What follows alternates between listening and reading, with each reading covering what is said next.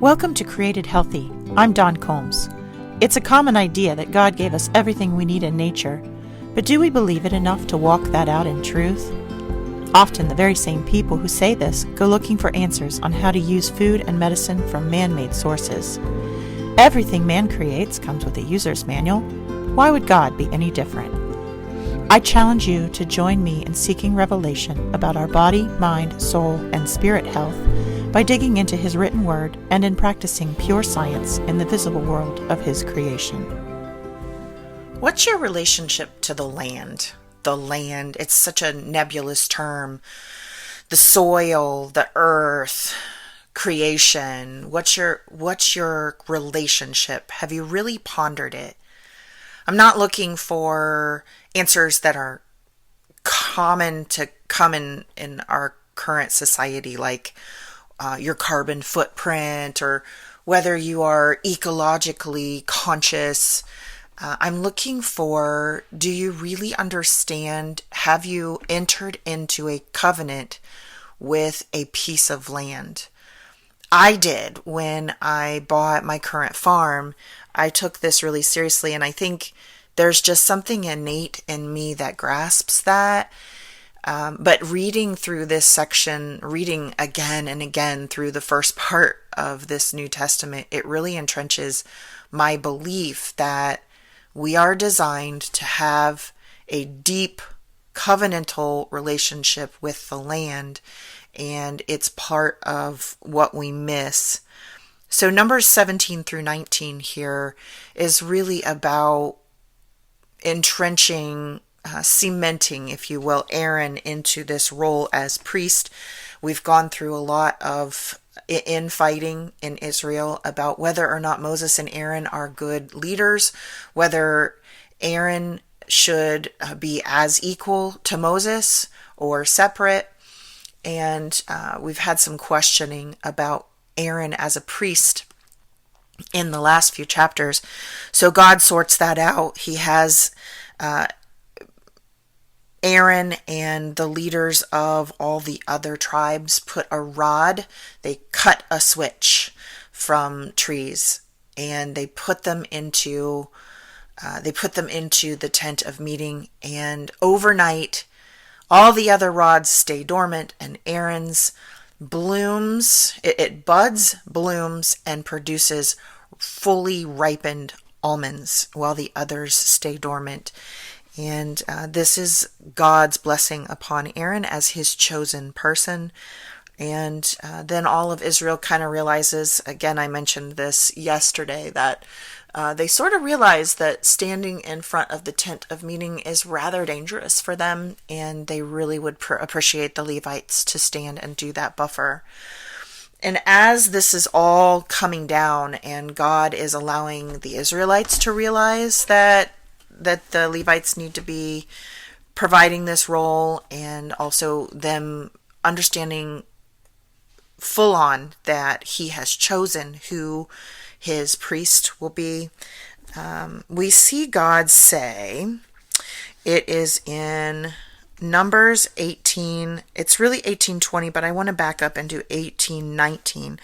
All the offerings of the holy gifts which the sons of Israel offer to the Lord, remember, this is, as my aside, this is what is coming as a part of all of the sacrifices and offerings.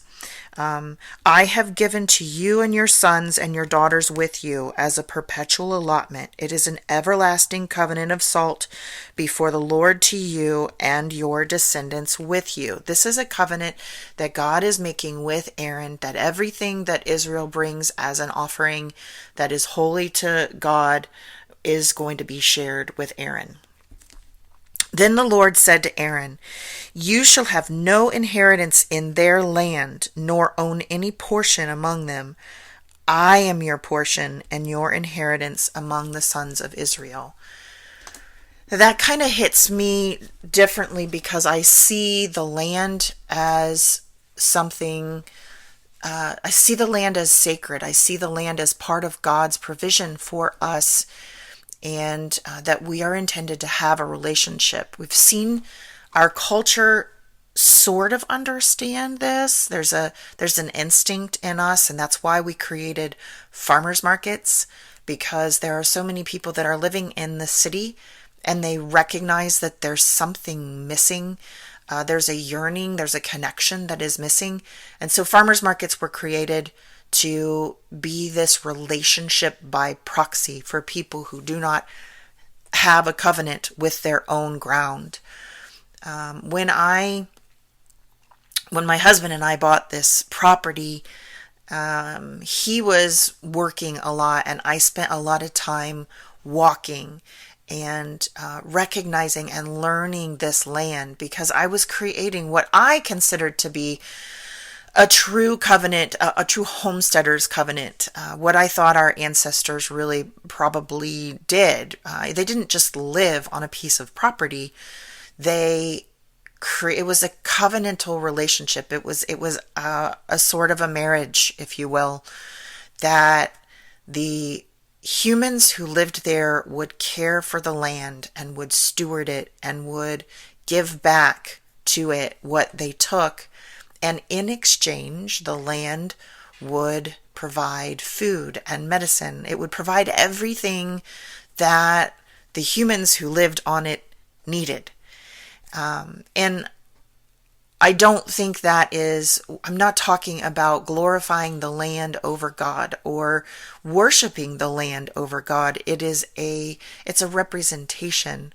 God gave us the land. He gave us all of creation because we were intended to be in relationship with us. It is a vehicle through which God is able to have us see a model of Him, and how He cares for us, and how He has designed everything to be a teaching tool for us. When we don't have that connection to the land, we aren't connected to everything that God intends us to have. I think that living in a high rise and just reading the Bible, obviously we can still be spiritual, and we can still be God's person, but we're missing so much of the fullness of what it is that God intended the human experience to be. He always intended, I believe we can support this through Genesis and all of the rules that are laid out through the Old Testament. He always intended us to be in relationship with His creation. And so some people are doing that by proxy. Some people are taking it very seriously the way that I do. I believe that it is my job to care for this piece of property. It angers me when somebody is going to harm it or is trespassing in a way that is not good. Spraying chemicals onto my property is less about me and more about my protection of the land and everything that our relationship means. This is probably why I get so upset with people who are, I watch conventional farming where chemicals are laid down constantly, destroying the land, disrespecting the land, using it instead of working with it. There's a totally different mentality there. That somehow this is just something to use and abuse, resources to take instead of being in relationship. Totally different thing. A covenantal relationship is not one-sided. It is a circular giving back, and giving to one and the other giving to the other. And the land, having that relationship with the land it gives us an understanding of having a relationship with God. So this passage here where God is speaking to Aaron is so deep to me, because what he's saying we're seeing all of this importance about this land that God is going to give to His chosen people.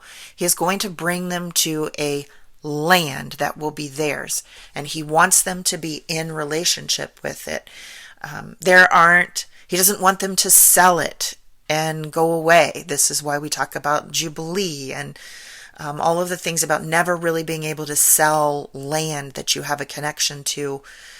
There may be circumstances that take you away for a while, but you are supposed to be able to come back to it because it is a lifelong commitment. It is a deep relationship. And so we see this for the Israelites, that they're getting ready to come into this land where they will be sustained, and they will give back to the land, and the land will give to them, and it will care for their children and their children's children, and they won't do anything to the land that damages it out future generations, because they will always be there. And God says, I'm not going to give you, Aaron, and your family, I'm not going to give you land amongst this provision, because I am going to be your land.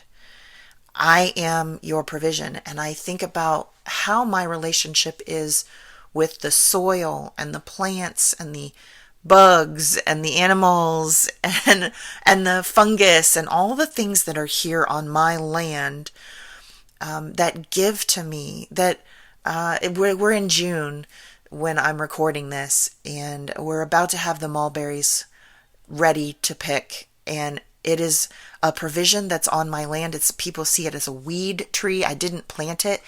It came to this land. It has grown with me here, and now every June it provides this abundance of fruit that just makes me feel so blessed and so loved and so provided for when I pick it.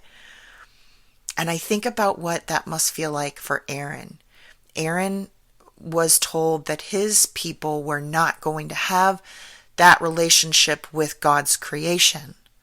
They were going to turn to God directly, and God was going to be their land. So they were going to give directly to God, and God was going to give and support and nourish and heal directly back. In the same way that I have with the land, what must that be like to have been in Aaron's shoes, where his land was directly with God? My land, I feel God because I feel his love and his providing for me. I feel him in his creation. I feel the Holy Spirit in creation, and it fills me up every time I go out to listen and learn and provide care. And I'm filled up because I know that it's coming back. I'm being filled up with more than I could ever give off of this land. And it's just a mirror of God. This land and creation is just a reflection. It's just a model of God. So what must that be like, to be told that you are chosen, you are set aside, you are going to talk directly to me, and I will be your land, while everybody else gets the copy. So what's your relationship with the land? Do you have a piece of ground? Are you volunteering somewhere if you don't have a piece of ground? Are you pouring yourself in to care for part of God's creation and watching his provision fill you back up? I think it's important, and I think you can't get away from it. It's written all over everything we've read so far, and I think we're going to see it as we keep reading.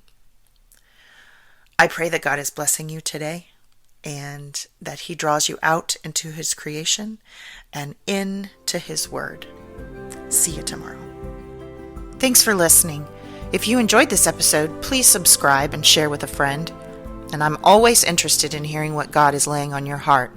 So drop me a rating or review, or join the conversation on Facebook, Instagram, or YouTube at Dawn Combs Really.